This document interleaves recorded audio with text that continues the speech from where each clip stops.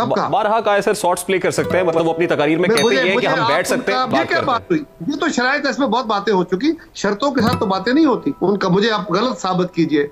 ये सारे इश्यूज को हल करने के लिए यकसुख होना, सर जोड़ना, इकट्ठे बैठना, कोई वे फॉरवर्ड तलाश करना, ये जरूरी अमल है। एक साहब है, बाकी जमातें तो बैठी हैं। हम जो भी फैसला कर रहे हैं वो कितना इफेक्टिव हो रहा है, कितना नहीं हो रहा, कितनी अवाम की ख्वाहिशें पूरी होती है, कितनी नहीं होती, लेकिन हम कोशिश तो इकट्ठे बैठ के कर रहे हैं। एक साहब हैं जो किसी दूसरे के साथ, किसी भी दूसरे के साथ बैठने को तैयार नहीं है, यानी ना वो सियासी जमातों के साथ कोई राब्ता करने को तैयार है, ना वो फौज के साथ, आज जो न्यूट्रल उनको रहे तो तब उनके साथ तैयार है, ना वो न्यूट्रल इलेक्शन कमीशन के साथ तैयार है, वो किसी के साथ। एक अटेम्प्ट उन्होंने हालिया दिनों में की नेशनल असेंबली में वापस आने की, जो एक बड़ा कॉम्पिटेंट फोरम है, जब वो वापस आ रहे थे आपने सारे रेजिग्नेशन एक्सेप्ट कर लिए? ऐसी अटेम्प्ट नहीं की उन्होंने, सिर्फ एक बात कही थी कि हम सोच रहे हैं, हो सकता है, इस हद तक गए। उन्होंने कभी ये बात नहीं कही कि हम वापस जाना चाहते हैं।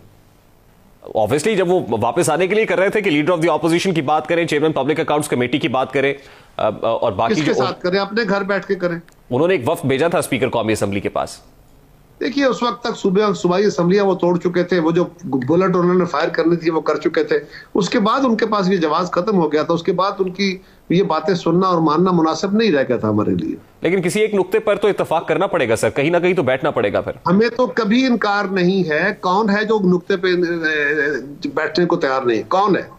कौन है जो कहता है मैं किसी से हाथ नहीं मिलाऊंगा? कौन है जो कहता है मैं ही अक्लमंद हूं? कौन है जो कहता है मैं ही सारी दुनिया को बेहतर समझता हूं? कौन है जो कहता है मैं ही दयानतदार हूं? कौन है जो कहता है कि मैं ही अकले कुल हूं? और है कोई सियासतदान? सिर्फ एक है। तो कायरा साहब, अगर पॉलिटिकल स्टेक होल्डर्स तैयार नहीं होंगे तो क्या वाकई एस्टैब्लिशमेंट मैं यहाँ प्ले करना पड़ेगा? फिर मैं आपको रोकूंगा।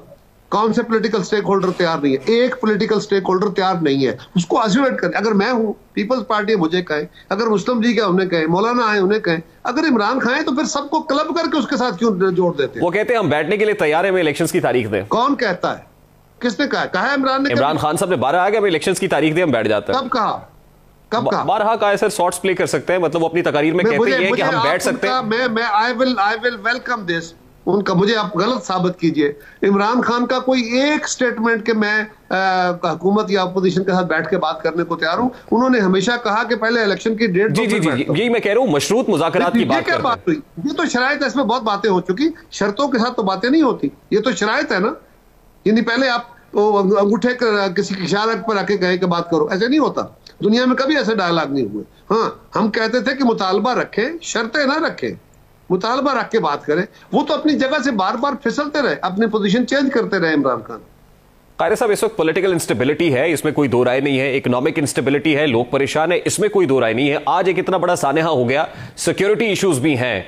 अब तो ये सारा का सारा जो मेस है, अब ये कौन इकट्ठा करेगा? अब हुकूमत से नहीं हो रहा तो क्या एस्टैब्लिशमेंट को फिर इंटरवीन करना पड़ेगा? मेरे भाई, हुकूमत अपनी तय कोशिश कर रही है।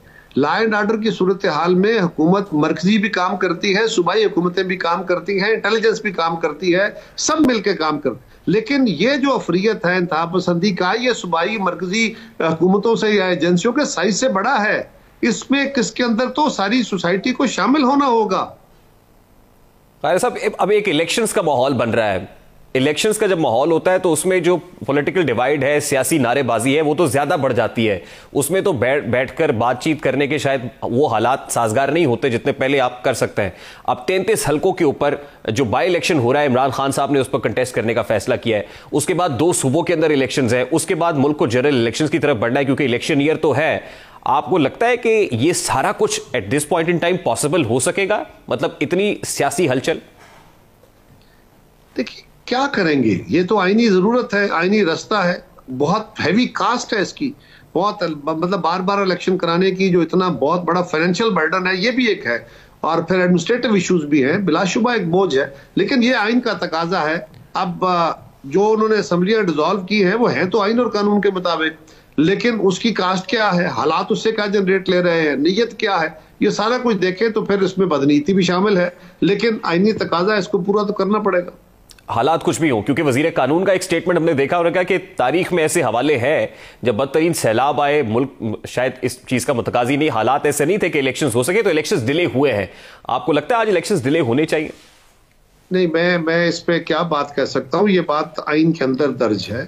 कि अगर कोई गैर मामूली सूरत हाल हो जाती है कि इलेक्शन का इनेकाद मुमकिन नहीं रहता, सिविल वार हो जाती है, फ्लड्स आ जाते हैं, जंग लग जाती है और इलेक्शन का इनेकाद मुमकिन नहीं रहता फिजिकली, तो फिर यकीनन उसको इलेक्शन की तारीखें आगे ले जाना और सब कुछ को ये तो आइन के अंदर दर्ज है। आपको लगता है कि आज हालात इस कदर संगीन नहीं है? ऐसे हालात अभी बिजाहिर नहीं, अल्लाह करे कि ऐसे हालात ना पैदा हो कभी भी। अच्छा कारी साहब, लास्टली आज एक लीगल नोटिस सर्व किया गया आसिफ अली जरदारी साहब की तरफ से उस इल्जाम के ऊपर जो इमरान खान साहब ने लगाया कि प्लान सी बनाया गया है और मुझे कत्ल कराने के लिए एक दहशतगर्द तंजीम को पैसे दिए गए हैं।